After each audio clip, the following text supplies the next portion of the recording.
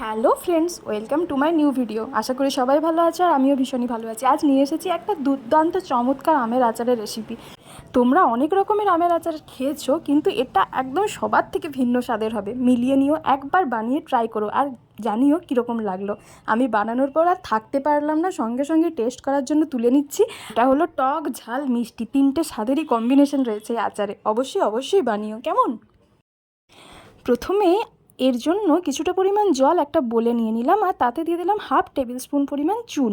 চুন জল রেডি করলাম। আর এই চুন জলে কেটে রাখা আমগুলো ডুবিয়ে দিলাম। প্রায় ঘন্টা দুয়েক রেখেছিলাম, যদিও এর থেকে বেশিও রাখতে পারো। এতে যেটা হয়, আমগুলো ঘেঁটে যায় না, গোটা গোটা থাকে, কিন্তু সুন্দর সেদ্ধ হয়ে যায়, নরম হয়ে যায় আর মাখা মাখা দেখতে লাগে। আর যে মশলাগুলো লাগছে সেগুলো হলো 2 টেবিল স্পুন পরিমাণ 5 ফোড়ন, তার সঙ্গে শুকনো লঙ্কা 4-5টা, আর রসুনের খোয়া লাগছে 10-11টা, তার সঙ্গে কিছুটা পরিমাণ সরষের তেল, আর লাগছে নুন চিনি। আমি এখানে নুনের জায়গায় পিঙ্ক সল্ট নিয়েছি। এই যে দেখো, মিক্সিতে আমি গুঁড়ো করে নিলাম মশলাগুলো। এই যে আমার এই পেস্টটা রেডি হয়ে গেছে। এটাই মেন ইনগ্রেডিয়েন্টস আমার এই আচারটার।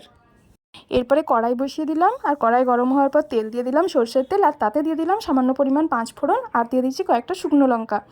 এরপরে ওই যে পেস্টটা তৈরি করেছিলাম সেই পেস্টটা দিয়ে দিলাম, আর দিয়ে দিলাম সামান্য পরিমাণ হলুদ গুঁড়ো।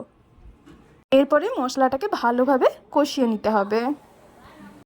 এখন আমগুলো চুন জল থেকে ছেঁকে তুলে নিলাম, আর এরপরে দিয়ে দিলাম ওই কড়াইতে। এখন আমগুলো দেওয়ার পরে খুব ভালোভাবে নেড়ে চেড়ে মশলাটার সঙ্গে বেশ ভালোভাবে মাখিয়ে দিলাম। আর এরপরে দিয়ে দিলাম কিছুটা পরিমাণ ওই যে পিঙ্ক সল্টটা দেখেছিলে সেটা দিয়ে দিলাম, আর দিলাম 350 গ্রাম চিনি। এবারে তোমার আমটা কতটা টক তার উপরে ডিপেন্ড করছে, সেই হিসেবে তুমি নুন চিনিটা মেজারমেন্ট করে দিয়ে দিও। এরপরে নুন আর চিনিটা খুব ভালোভাবে আমের সঙ্গে মিশিয়ে দিতে হবে, দিয়ে একটু ভালোভাবে নেড়ে দিতে হবে, ভালোভাবে মাখিয়ে দিতে হবে বেসিক্যালি। ভালোভাবে নাড়ানোর পরে আস্তে আস্তে নুন আর চিনিটা দেওয়ার জন্য জলটা ছাড়বে। দেখো জল ছেড়ে গেছে খুব ভালোভাবে। আমি কিন্তু আলাদা করে কোনো জল দিইনি। তো এই জলটা খুব ভালোভাবে ছেড়ে গেল, আর এটাতেই আমগুলো সেদ্ধ হয়ে যাবে। এখন ওইভাবেই মিডিয়াম আছে, ঢাকা দেওয়ার কোনো প্রয়োজন নেই, ওইভাবে বসিয়ে রাখতে হবে, আর মাঝে মাঝে একটু নাড়তে হবে, নাহলে তো লেগে যাওয়ার চান্স থাকে না। তো এই জন্যই এরকমভাবে নাড়তে নাড়তে দেখবে আমগুলো খুব সুন্দর সেদ্ধ হয়ে গেছে আর মাখা মাখা হয়ে গেছে। বেশি জল জলে ব্যাপারটা থাকবে না, আচার তো এই জন্য একটু মাখা মাখা ব্যাপারটা চলে আসবে। যতক্ষণ না ওটা আসছে তার জন্য তোমাকে ওয়েট করতে হবে। এবার আমার হয়ে গেল। এর উপর থেকে আমি কিছুটা পরিমাণ 5 ফোড়নের গুঁড়ো ছড়িয়ে দিলাম, এতে ফ্লেভারটা আরও সুন্দর আসবে।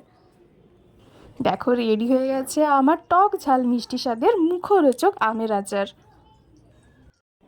দেখেই কি মনে হচ্ছে বন্ধুরা, অপূর্ব স্বাদের, তাই না?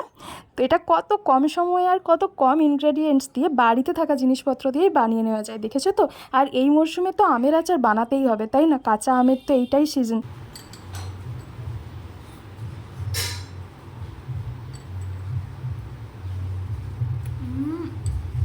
একটু খেয়ে নি, তারপর বলি। বলা যাবে না, এত এত এত সুন্দর লাগছে, আমি কথা বলতে পারছি না, এতটাই টেস্টি লাগছে। তোমরা অনেক রকমের আচার খেয়েছো, প্রত্যেকেই খেয়েছো, সবার বাড়িতে কেনা আচার, বানানো আচার সব রকম খেয়েছো, কিন্তু এটা একবার ট্রাই করে দেখো, এর থেকে সুন্দর আচার আজ অবধি খাওনি, আমি কথা দিলাম।